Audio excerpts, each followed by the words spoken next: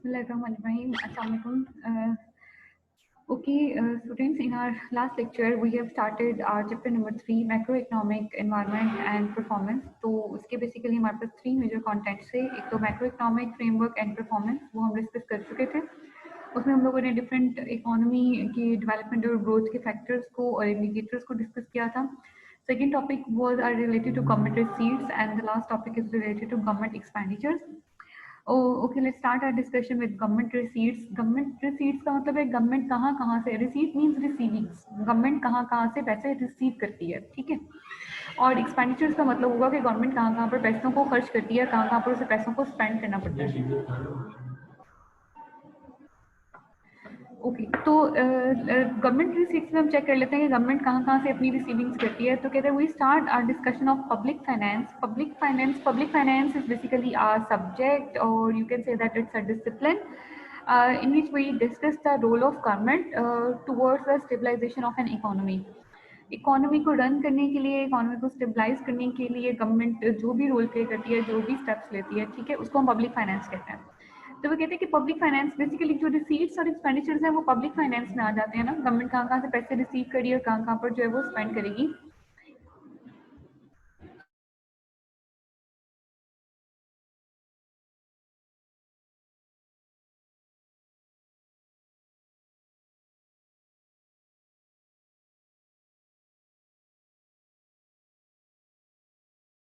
तो गवर्नमेंट के बारे में कहते हैं public finance in Pakistan with government receipts. सबसे पहले गवर्नमेंट रिसीट्स को डिस्कस कर लेते हैं. Total resources of the government are drawn from the following 4 sources. वो कहते हैं टोटल रिसोर्सेज में जहाँ से आप कोई भी जो ऑर्गेनाइजेशन है वो पैसे जनरेट कर सकती है. जो टोटल जो आपके जितने भी रिसोर्सेज होंगे ना, वो बेसिकली 4 सोर्सेज से निकलते हैं, ठीक है. सोर्स होता है बेसिकली मेन, और वहाँ से आगे रिसोर्सेज जो है ना वो क्रिएट हो जाते हैं. तो मेनली हमारे पास 4 सोर्सेज हैं जहाँ से हम लोग अपने रिसोर्सेज जनरेट करते हैं, क्रिएट करते हैं, कहाँ से हम पैसे कमा सकते हैं. तो गवर्नमेंट कहाँ से पैसे कमा सकती है, वो 4 सोर्सेज कौन से हैं. Number 1 revenue receipts, number 2 capital receipts, number 3 external resources, and number 4 self financing by autonomous bodies. Revenue receipts, revenue का जो वर्ड होता है ना बेसिकली लाइक इनकम, ठीक है. रेवेन्यू मतलब आपका कितना रेवेन्यू है, आपकी कितनी इनकम है. तो जो गवर्नमेंट अपने, जिसे हम कहते हैं ना डे टू डे ऑपरेशंस, ठीक है, अपनी डेली एक्टिविटीज, अपनी डे टू डे ऑपरेशंस और डेली एक्टिविटीज से गवर्नमेंट जितना भी अर्न करती है वो रेवेन्यू रिसीट्स में चला जा रहा है. Capital receipts are basically of larger amounts, ठीक है, और ये बड़ी बड़ी अमाउंट्स होती हैं और ये ऑपरेशंस में से नहीं आती.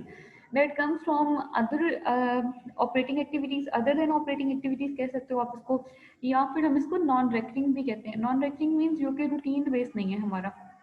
जो रेवेन्यू रिसीट्स है ना, they are routine. Revenue receipts वो है जो कि हमें आनी ही आनी है, ठीक है.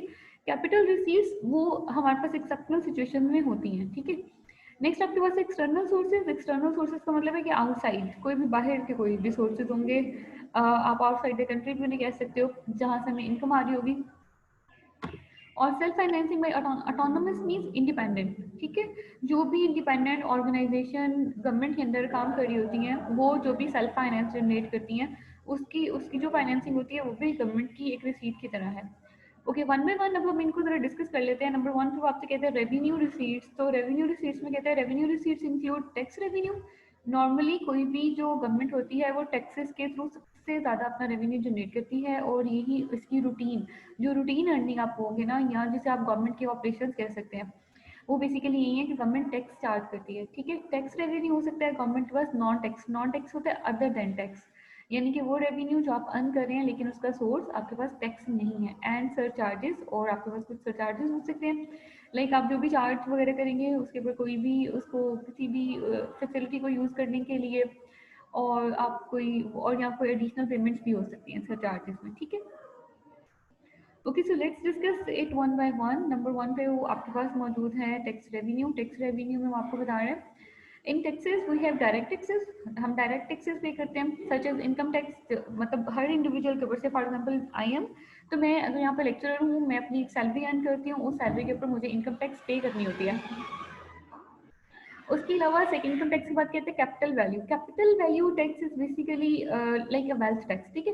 कैपिटल वैल्यू जो होता है उसको हम प्रॉपर्टी टैक्स भी कहते हैं। देखो जब हम प्रॉपर्टीज एक इंसान जब हम प्रॉपर्टी सेल करते हैं या बाय करते हैं ना, ये जो प्रॉपर्टी एक बंदे से दूसरे बंदे के नाम पे जैसा ट्रांसफर होती है, ठीक है, मतलब बाइंग एंड सेलिंग के थ्रू, तो वहाँ पर buying and selling of the property के अंदर भी हम लोग कुछ टैक्सेस पे करते हैं। तो जाहिर सी बात है जो बंदा उसको परचेज कर रहा है और जो भी सेल कर रहा है वो उसको डायरेक्टली पे करता है। तो ये जो इसको हम कैपिटल टैक्स भी कहते हैं, इसको हम वेल्थ टैक्स भी कहते हैं और इसको हम प्रॉपर्टी टैक्स भी कहते हैं। डायरेक्ट टैक्सेस के बाद इनडायरेक्ट टैक्सेस आते हैं। Indirect taxes such as central excise, such as sales tax and such as custom duties, ठीक है। आपके पास ये जो इनडायरेक्ट टैक्सेस है ना नॉर्मली, अच्छा डायरेक्ट और इनडायरेक्ट में बेसिकली क्या डिफरेंस होता है? डायरेक्ट टैक्स वो होता है जो कि उसी पर्सन ने आपको पे करना है जिसके ऊपर उसको इम्पोज किया गया है, ठीक है। से फॉर एग्जांपल मेरे पास जो इनकम टैक्स में मुझे सैलरी मिलती है और मेरी सैलरी में से मतलब प्राइस की सैलरी मुझे मिले, मुझे मिलने से भी पहले उसमें से टैक्स डिडक्ट हो जाता है, ठीक है। डायरेक्ट टैक्स आप शिफ्ट नहीं कर सकते, लाइक जिस बंदे पे उसको चार्ज किया जाएगा उस बंदे के को भी वो पे करना पड़ता है, उसको आप डायरेक्ट टैक्सेस को शिफ्ट नहीं कर सकते। इनडायरेक्ट वो टैक्सेस होते हैं जिनका बर्डन आप लोगों पर ट्रांसफर कर सकते हो। से आपने किसी कंपनी के ऊपर टैक्स लगाया और उसने उसको जीएसटी के अंदर डाल के या फिर सेल्स टैक्स में डाल के अल्टीमेटली शिफ्ट कर दिया कंज्यूमर को, ठीक है। कंज्यूमर को जो प्रोडक्ट पहले 10 रुपीज़ में मिल रही थी, अब कंज्यूमर को वो प्रोडक्ट से फॉर एग्जाम्पल 12 रुपीज़ में मिल जाती है। वो जो 2 रुपीज़ कंज्यूमर एक्स्ट्रा पे करेगा, जो कंपनी होगी उस सारी प्राइस को इकट्ठा करेगी और टैक्स जो है वो गवर्नमेंट को जमा करा देगी, ठीक है। तो यहाँ पे ये बेसिकली डायरेक्ट और इनडायरेक्ट टैक्सेस की टाइप्स होती हैं। नॉर्मली इंपोर्ट और एक्सपोर्ट्स के ऊपर जो टैक्सेस होते हैं वो भी इसी कैटेगरी के अंदर ही फॉल करते हैं, ठीक है। नेक्स्ट आपके पास आता है non tax revenue. Non tax का मतलब है other than tax. Other than tax government के रेवेन्यू सोर्सेज क्या क्या हो सकते हैं उसकी रेवेन्यू रिसीट्स में, वो देखो जरा। उसमें कहते हैं this includes income from government property. Government अगर अपनी किसी प्रॉपर्टी से कोई इनकम अर्न कर रही है, एंड एंटरप्राइजेस या फिर कोई ऑर्गेनाइजेशन, एंटरप्राइजेस में कोई ऑर्गेनाइजेशन ओपन की हुई है, and receipts from civil administration, और जितना भी सिविल वर्क होता है, ठीक है। लाइक आपका, आप कह लो कि आपके पुलिस डिपार्टमेंट है, आपकी कोर्ट्स हैं, आपका आर्मी डिपार्टमेंट, मतलब उससे रेलिवेंट जितना भी आपकी सिविल सर्विसेज में आएंगे, ठीक है। वो सारी civil administration and other functions, और जो इसके अलावा कोई भी फंक्शन गवर्नमेंट अगर परफॉर्म करती है उसके ऊपर अगर गवर्नमेंट कोई रेवेन्यू चार्ज करती है तो वो उसके नॉन टैक्स रेवेन्यू में फॉल करेगा। नेक्स्ट आपसे कहते हैं सरचार्जेस। सरचार्जेस का बेसिकली मतलब होता है एडिशनल पेमेंट्स, ठीक है। तो किसी भी फैसिलिटी को यूज़ करने के लिए जब हम उसके ऊपर वो पे करते हैं, और अगर उसके ऊपर अगर हमें कोई फ़ाइन या कोई पेनल्टी, जैसे अब देखो नेचुरल गैसेस हम यूज़ करते हैं ना, हम अपने घरों में जैसे वो ये सुई गैस वगैरह हम इनको यूज़ करते हैं, इसके ऊपर हमें क्या करना पड़ता है, सरचार्जेस को पे करना पड़ता है। अगर हम बिल जो भी होता है हमारा ऑन टाइम हम पे नहीं करते, हमें उसके ऊपर लेट फ़ाइन सरचार्ज पड़ता है। तो वो जो लेट वाला फ़ाइन जो या लेट फ़ाइन है, ये जो लेट सरचार्जेस हैं वो भी इसके अंडर ही आएंगे, ठीक है। तो जैसे सर चार्ज कहते हैं, और नेचुरल गैस को यूज़ करने के, एंड पेट्रोलियम और पेट्रोलियम प्रोडक्ट्स को यूज़ करने के, इस तरह से इलेक्ट्रिसिटी है, इस तरह से आपको टेक्नोलॉजी है, टेलीफोन है, कम्युनिकेशन सर्विसेज हैं, तो वो सारी की सारी इसी कैटेगरी के अंदर फॉल करेंगी, ठीक है। मतलब गवर्नमेंट के किसी भी जब हम उसको रिसोर्स को यूज़ करते हैं तो उसके अल्टीमेटली जो भी हम चार्जेस या फिर उसके ऊपर जो भी पेमेंट्स करते हैं वो इस हेड में आ जाएंगे। तो this was about the revenue receipts. ये किसी भी गवर्नमेंट के, आप ये कह लें कि रेगुलर नेचर ऑफ अर्निंग है। गवर्नमेंट इसको अर्न करती है अपनी रूटीन में, ठीक है। टैक्सेस उसने चार्ज करने ही करने हैं, अदर नॉन टैक्स के अंदर जो अदर सर्विसेज देनी है वो भी उसने चार्ज करनी है, और जो रिसोर्सेज गवर्नमेंट ने प्रोवाइड करने हैं, जैसे इलेक्ट्रिसिटी है, जैसे वाटर है, जैसे लाइक वासा वगैरह वाले, ठीक है, और जिस तरह से गैस है, ठीक है, इनको यूज़ करने के ऊपर भी उसने चार्जेस आपसे लेने ही लेने हैं। तो ये सारी गवर्नमेंट की रेवेन्यू रिसीट्स होती हैं। कैपिटल रिसीट्स के बारे में कहा था, लाइक लार्जर लार्जर रिसीट्स, ठीक है, बड़ी बड़ी अमाउंट्स में, या नॉन रेकरिंग या नॉन ऑपरेटिंग, ठीक है। कैपिटल रिसीट्स में कहते हैं capital receipts include external boring. External boring को इंक्लूड करता है कि हमने बाहर से पैसे उधार, ठीक है। अब जब हम बोरिंग करेंगे तो अल्टीमेटली तो कैश रिसीव होगा ना, पैसे तो आएंगे हमारे पास। तो इसके अंदर एक्सटर्नल बोरिंग इंक्लूड होती है, and internal non banking boring. और इंटरनल मतलब आप एक्सटर्नल, आप अपने आउटसाइड द कंट्री,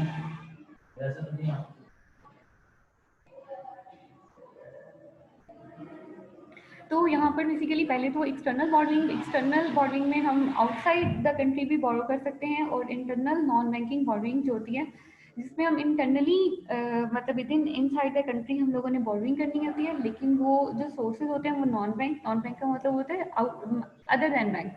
बैंक्स के अलावा हम उसमें से जो बोरिंग करते हैं, जनरल पब्लिक से आप बोरिंग ले लें, किसी कंपनी से, ऑर्गेनाइजेशन से ले सकते हैं, ठीक है। कंसिस्टिंग ऑफ अनफंडेड डेट, उसके अंदर उसने जो डिफरेंट आपको कैटेगरीज बता दी हैं, उसके अंदर आपके पास अनफंडेड डेट है, उसमें आपके पास पब्लिक डेट है, उसमें आपके पास ट्रेजरी है, उसमें आपके पास डिपॉजिट रिसीट्स हैं, beside the revenue account surplus, ठीक है। रेवेन्यू अकाउंट्स के अलावा आपके पास जो भी इसमें अमाउंट्स आएंगे वो सारी अब आपकी कैपिटल रिसीट्स में चली जाएंगी। And the surplus generated by the public sector और पब्लिक सेक्टर लाइक जो भी आपके गवर्नमेंट सेक्टर के अंदर जितनी भी आपकी ऑर्गेनाइजेशन आ रही होती हैं, वो जो भी आपके पास सरप्लस जनरेट करती हैं, ठीक है, मतलब एक्सेसिव अमाउंट जनरेट करती हैं, वो आपकी गवर्नमेंट के उसमें कैपिटल रिसीट्स में चला जाता है, ठीक है।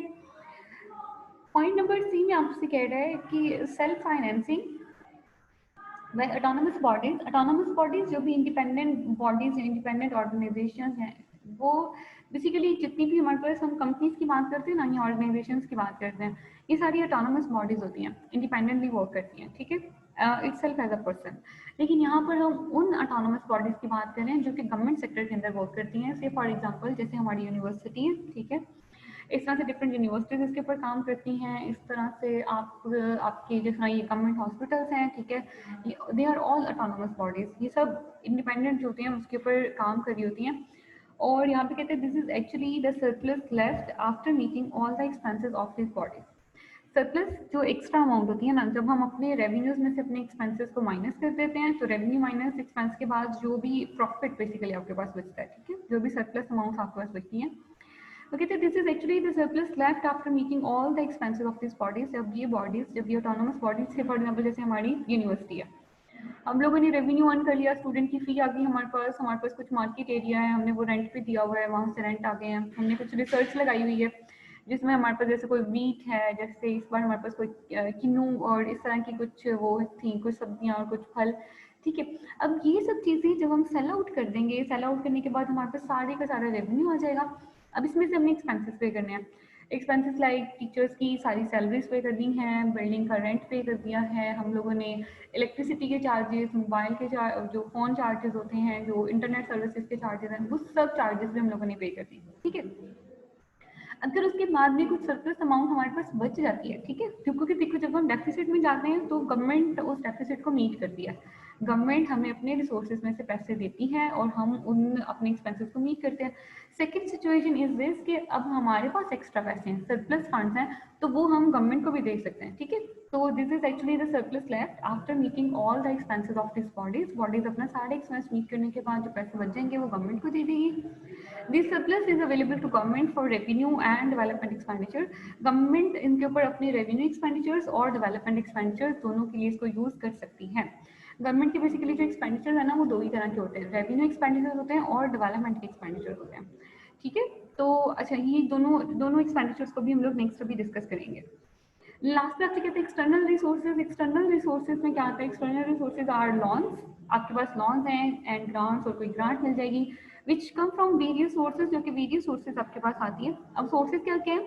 लाइक कोई भी लॉन है, कोई भी ग्रांट है, कोई भी एड है, ठीक है। जैसे कंट्रीज के अंदर कोई प्रॉब्लम होता है तो इंटरनेशनल लेवल के ऊपर हम लोग वहाँ पर एड सेंड करते हैं। हमारे पास जब काफ़ी सारे प्रॉब्लम्स होते हैं तो फिर इंटरनेशनल लेवल पे लोग एक दूसरे को हेल्प आउट करना शुरू कर देते हैं।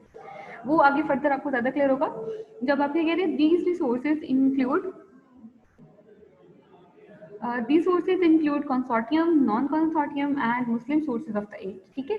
अच्छा, यहाँ पे जो उसने आपको बताया हुआ है consortium and non-consortium, ये consortium का मतलब होता है two or more people or the organization or the companies or the government, ठीक है, they may find a single, वो एक सिंगल कोई भी दो से या दो से ज़्यादा लोग या फिर कोई कंपनीज या फिर कोई ऑर्गेनाइजेशंस या फिर गवर्नमेंट्स मिलकर एक एग्रीमेंट कर लेते हैं, ठीक है। एक एक एक ऐसी इस्टेब्लिशमेंट बना लेते हैं, एक ऑर्गेनाइजेशन बना लेते हैं, एक एसोसिएशन बना लेते हैं। उसका पर्पस क्या होता है? उसका पर्पस होता है कि that they will pull up their funds, वो अपने फंड्स को, जो भी दो लोग या दो से ज़्यादा लोग वहाँ पर मिले होंगे, वो अपने फंड्स को पूल कर लेते हैं, इकट्ठे कर लेते हैं, ठीक है। और फिर जहाँ पर उन्हें लगता है कि यहाँ पे स्पेंड करने की ज़रूरत है, वो वहाँ पर उसको स्पेंड कर देते हैं, उन पैसों को वहाँ पर। जैसे फॉर एग्जाम्पल जैसे हम लोगों ने बात की थी साख के बारे में, ठीक है। अच्छा, साख में बेसिकली क्या था, 8 कंट्रीज इंक्लूडेड थे, और अगर से फॉर एग्जांपल वो कहें कि हाँ जी हम 8 कंट्रीज इंक्लूड हैं, और हम लोग जो है अपने फंड्स को, मतलब कुछ फंड्स सारे कंट्रीज मिला के एक फंड्स को पूल अप करके एक सिंगल जो है अपने फंड का वो बना लें, एक सोर्स बना लें, और उसमें अगर वो कहें कि हाँ जी किसी भी कंट्री के अंदर खुदा ना खास्ता जैसे कोई नेचुरल डिजास्टर हो जाता है या कोई भी प्रॉब्लम आ जाती है, तो फिर वो कहेंगे कि हाँ जी हम इन लोगों को सपोर्ट करेंगे, हेल्प करेंगे, तो वो बेसिकली आपकी कंसोर्शियम जो होती है वो आपके पास एड आ जाती है, ठीक है। नॉन कंसोर्टियम में होता है नॉन इंस्टीट्यूशनल, ठीक है, लेकिन लाइक उसमें आपने कोई इंस्टीट्यूशन वगैरह नहीं वो फाइंड आउट किया हुआ, अदर देन जो भी आपका, आप इंडिविजुअली भी किसी को हेल्प कर सकते हो या कुछ भी कर सकते हैं, लेकिन वो इंस्टीट्यूशनल लेवल के ऊपर या फिर थ्रू सम एग्रीमेंट या फिर थ्रू सम फाइंडिंग ऑर्गेनाइजेशन या इंस्टीट्यूशन नहीं होता, उसके बगैर भी हो सकता है। इसके अलावा पाकिस्तान के लिए जो होते हैं सम मुस्लिम सोर्सेज वगैरह भी मौजूद हैं जो कि एक दूसरे को हेल्प आउट करते हैं, ठीक है। कंसोर्टियम कहते हैं, consortium provides aid at both bilateral and the multilateral levels. Bilateral means two, ठीक है, मतलब बायलैटरल का मतलब होता है बाय मींस ही टू होता है, ठीक है, मतलब दो तरफ से। तो इसमें बायलैटरल में क्या होता है, दो दो कंट्रीज मिलके कोई भी एक जो होते हैं वो उसको फाइंड कर लेते हैं, कोई भी एक एग्रीमेंट कर लेते हैं, और दोनों अपने फंड्स को पूल अप करते हैं कि हाँ जी जिसमें जिस वक्त में एक भी कंपनी को जरूरत पड़ेगी तो या एक कंट्री को जरूरत पड़ेगी तो वो उसको हेल्प आउट कर देंगे। मल्टीलैटरल का मतलब होता है मल्टी साइड्स, ठीक है, उसके अंदर मोर देन 2 कंट्रीज इंक्लूड होते हैं, ठीक है, उसमें मतलब काफी ज्यादा तरफ से वो वहाँ पर मौजूद होता है, तो वहाँ पर उसमें मल्टी कंसोर्टियम में फिर क्या होगा, काफी ज्यादा कंट्रीज इन्वॉल्व होंगे, वो सब मिलके अपने फंड्स को पूल कर लेंगे, और फिर जहाँ पे उनको जरूरत होगी वो अपने वहाँ पे फंड्स को चाहे वो डिपॉजिट भी कर देंगे, सबमिट भी कर देंगे। तो कहते हैं sources of consortium bilateral aid are, अच्छा हमारा पाकिस्तान का जो बायलैटरल एड का जो कंसोर्टियम है वो किन किन कंट्रीज के साथ साइन हुआ हुआ है, वो बेल्जियम के साथ है, वो कनाडा के साथ है, वो फ्रांस के साथ है, जर्मनी, इटली और जापान, ये बेसिकली इनके साथ लाइक जब हम एक दूसरे को स्कॉलरशिप भी ऑफर करते हैं, ठीक है, मतलब हम बाहर के लोग हमारे पास आके स्कॉलरशिप पे पढ़ते हैं, हमारे जो लोग होते हैं वो बाहर के मुल्क जाके फॉरेन यूनिवर्सिटीज में पढ़ते हैं, तो this is too a type of aid, अगले बंदे को अगली कंट्री को एड देने वाली ही बात होती है, ठीक है। तो ये गवर्नमेंट रिसीट्स के अंदर ये हमारे बेसिकली 4 टॉपिक्स के रेवेन्यू रिसीट्स होती हैं, कैपिटल रिसीट्स होती हैं, self financing by autonomous bodies, और हमारे पास होते हैं एक्सटर्नल सोर्सेज।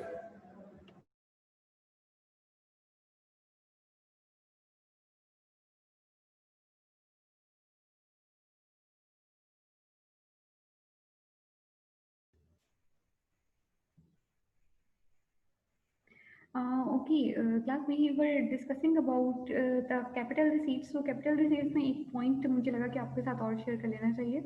That is कि जो वो आपसे कहते हैं कि capital receipts include external borrowing, उसके अंदर आपकी external borrowing include होती है, and internal non-banking borrowing, और internal जो भी वो borrowing करता है through non-banking sources consisting of, उसके अंदर जो उसने बताया unfunded debt. So if you see that what is basically, here are 4 topics. Unfunded debt कहता है public debt की बात कर रहे हैं, ट्रेजरी की बात करें एंड डिपॉजिट रिसीट्स की बात करें, तो बेसिकली एक्चुअली ये चारों चीज़ें हैं क्या, अगर हम अपने अनफंडेड डेट की बात करें, सो अनफंडेड डेट बेसिकली आपका वो डेट होता है जो कि लेस देन 1 ईयर में मेच्योर हो जाता है। लेस देन 1 ईयर मीन्स कि शॉर्ट टर्म डेट है आपका, ठीक है, लेकिन अगर हम किसी से कर्जा लेते हैं तो हमें वो कर्जा वापस भी तो करना होता है, ठीक है। तो कहते हैं while funded debt is a long term borrowing, funded debt जो होता है वो आपकी लॉन्ग टर्म बोरिंग होती है। जैसे फॉर एग्जांपल अगर आपने आज पैसे उधार लिए हैं तो हो सकता है कि आपको अगले 5 साल में या 10 साल में या 20 साल में उन पैसों को वापस करना पड़ेगा, ठीक है। Unfunded debt is a short term financial obligation that comes due in 1 year और लेस। वो कहते हैं कि ये आपकी शॉर्ट टर्म फाइनेंसिंग होती है जो कि आपकी विद इन अ ईयर और लेस, 1 साल या उससे भी पहले जो है वो ड्यू हो जाती है, मेच्योर हो जाती है, और आपको वो पैसे जो होते हैं वो वापस करने पड़ते हैं, ठीक है। So this was about unfunded debt. Unfunded debt के बाद नेक्स्ट जो आपसे कह रहा था that was public debt. Public debt का मतलब है public debt is how much a country owes to the lender outside of itself, ठीक है। तो यहाँ पर पब्लिक डेट में हम ये देखते हैं कि हाउ मच ए कंट्री, कितनी अमाउंट एक कंपनी ने उधार ली हुई है, ओव्स टू का मतलब है जिसके जिसके हम लोग मतलब उसके कर्जदार हैं, ठीक है, टू लैंडर्स उन लोगों के जिन्होंने हमें पैसे प्रोवाइड किए आउटसाइड ऑफ इटसेल्फ, अपनी मुल्क से बाहर, ठीक है। पब्लिक डेट का वो मतलब है कि अपनी कंट्री से आउटसाइड, अपने मुल्क से बाहर हमने कितने लोगों से टोटल जितनी भी अमाउंट का जो होता है वो कर्जा लिया हुआ है, ठीक है। वो अब मतलब अब हम यहाँ पे उसकी बात करें, अगर कभी कभी किसी कंपनी की बात करेंगे तो कंपनी अपने बाहर से बात करेगी, ठीक है, कि आउटसाइड द कंपनी आपने कितना, अगर हम गवर्नमेंट की बात करें तो अब हम बात करेंगे गवर्नमेंट ने बाहर से कितना जो है वो लोन लिया हुआ है। दिस कैन इंक्लूड इंडिविजुअल्स, वो आप इंडिविजुअल से भी ले सकते हैं, बिजनेस से भी ले सकते हैं, एंड इवन अदर गवर्नमेंट्स और किसी अदर गवर्नमेंट से भी आप वो लोन जो होते हैं वो ले सकते हैं, ठीक है। और वहाँ पे ये कह रहे हैं कि the public debt is often use interchangeably with the term sovereign debt, ठीक है, इसको हम सॉवरेन डेट भी कह सकते हैं। इसके बाद नेक्स्ट जो आपसे डिस्कशन कर रहा था वो ट्रेजरी की बात कर रहा था। तो ट्रेजरी बेसिकली आपकी जो भी आपके खजानों में पैसे पड़े हुए होते हैं, आपकी सेविंग्स अकाउंट में जो पैसे पड़े हुए होते हैं, ठीक है, तो ये ट्रेजरी जो होती है वो भी आपकी कैपिटल रिसीट्स में कंसीडर होती है। और last one was about the deposit receipt. तो डिपॉजिट बेसिकली जब हम किसी जगह पे अपने पैसे डिपॉजिट करते हैं ना, तो उस डिपॉजिट के प्रूफ के अगेंस्ट हमें एक रिसीट मिलती है, एक रसीद मिलती है, ठीक है। फॉर एग्जाम्पल बैंक, आप बैंक में पैसे जमा कराने जाते हैं तो वो आपको उसकी एक जो पे इन स्लिप होती है वो देते हैं, ठीक है, वो आपका सबूत होता है कि आपने इतने पैसे वहाँ पे जमा कराए। तो बेसिकली जो पैसे हमने वहाँ पे अपने, अब हम बैंक में भी जमा करा देते हैं, तो अल्टीमेटली तो वो हमारा एसेट होते हैं ना, पैसे तो वो हमारे हैं, ठीक है।